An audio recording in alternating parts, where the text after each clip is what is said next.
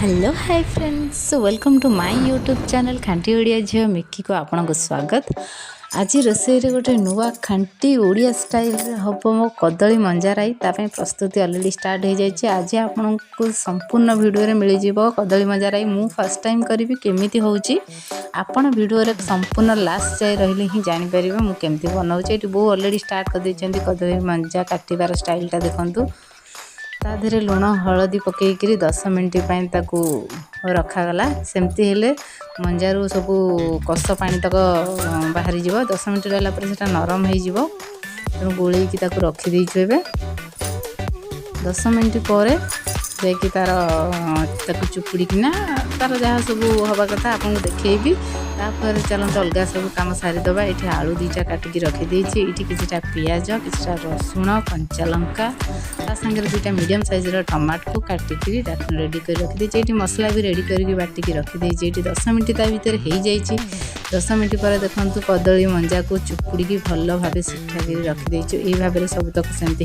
हो चलते कड़े बस स्टार्ट करदे तार रोषे। ए फास्ट तेजपत्र 2टा पकई तादरे किसी पंच फुटण पकईदेली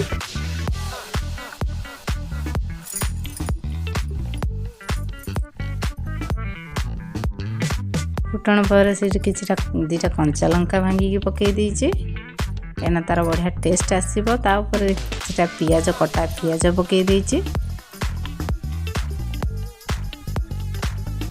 पियाज टिके भाजी आसलानी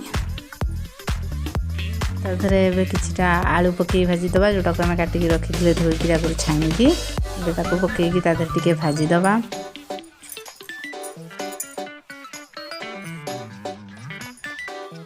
आलूटा टे ब्राउन ब्राउन हो आसला बेलू ताधरे आम मंजाटा को जो चुपुड़ी रखी सेटा पकईदे पकई सारा पर किसी समय पुणी भाजवा भाजला पर तार जो कषा अंश ही आ टोटाल लगे तार बास्ना रही किसी समय भाजीदे। हाँ भाजवाटा किसी समय हो गला ताधरे टे देदेवा मसला आम बाटिक रखी सोरिष मसला देदें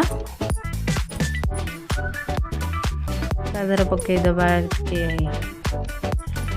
लुण हल्दी लंका कहीं आगुरी ताधरे लुण हलदी पड़ता से अनुसार क्वांटिटी टी कम करके पकेबा